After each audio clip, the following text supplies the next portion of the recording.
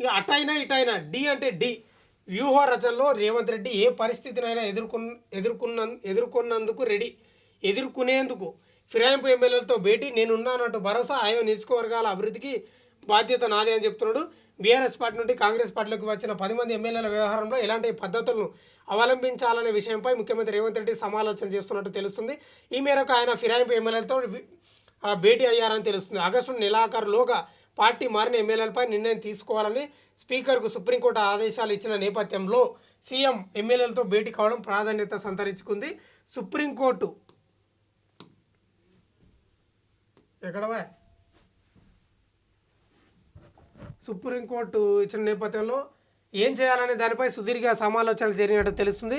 నిర్ణయం అటైనా ఇటైనా అన్నిటికీ సిద్ధపడదామని, భవిష్యత్తు మనదేనని, ఎవరు అధైర్యపడదని ధైర్యం చెప్పిన సీఎం రేవంత్ మీ వెనుక నేను ఉన్నానంటూ వారికి భరోసా ఇచ్చినట్టు సమాచారం.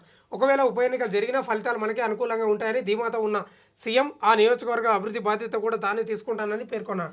జూబ్లీహిల్స్ ఉప ఎన్నికలో కాంగ్రెస్ పార్టీ ఎలా గెలవబోతుందని, ఆ తర్వాత ఒకవేళ వచ్చినా ఆయా నియోజకవర్గాల్లో కూడా కాంగ్రెస్ అనుకూల పరిస్థితులు ఉన్నాయని రేవంత్ రెడ్డి ధీమా వ్యక్తం చేసినట్టు తెలుస్తుంది. రేవంత్ నోట విలీనం మాట. జూబ్లీహిల్స్ ఉప ఎన్నికల తర్వాత టీఆర్ఎస్ పార్టీకి చెందిన మిగతా ఎమ్మెల్యేలను ఆకర్షించి విలీన ప్రక్రియను పూర్తి చేసే ఆలోచనను ఈ సందర్భంగా రేవంత్ రెడ్డి బయటపెట్టినట్టు తెలుస్తుంది.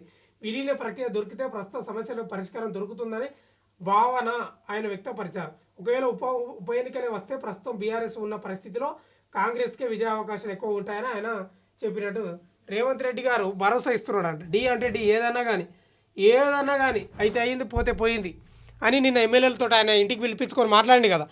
ఏదైనా కానీ మీరు రెడీగా ఉండండి, నేను మీ వెనక ఉన్న మీ నియోజకవర్గాల అభివృద్ధికి నిధులు కేటాయిస్తా. ఈ బైపోల్ ఎన్నిక ఉంది కదా, అది అయిపోని దాని తర్వాత అసలు రూపం బయట పెడతా అంటున్నాడు. అంటే మళ్ళీ ఎమ్మెల్యేలు గుంస్తాడంట.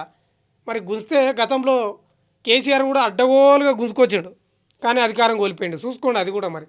కానీ ఏదేమైనా రేవంత్ రెడ్డి ఒక భయం అయితే పుట్టిస్తున్నాడు బీఆర్ఎస్కు. చూడాలి బైపోల్ ఎలక్షన్లు ఎట్లా జరుగుతుంది ఏం కథ అనేది. మొత్తం మీద అయితే పార్టీ మారిన ఎమ్మెల్యేలకు ఒక భరోసా ఇచ్చే ప్రయత్నం చేసిండు. ఒక హుషారు గోళీలు ఇచ్చిండు. ఇక ఏం కాదు నేను చూసుకుంటా అంటున్నాడు. చూడాలి మరి ఏం జరుగుతుందో.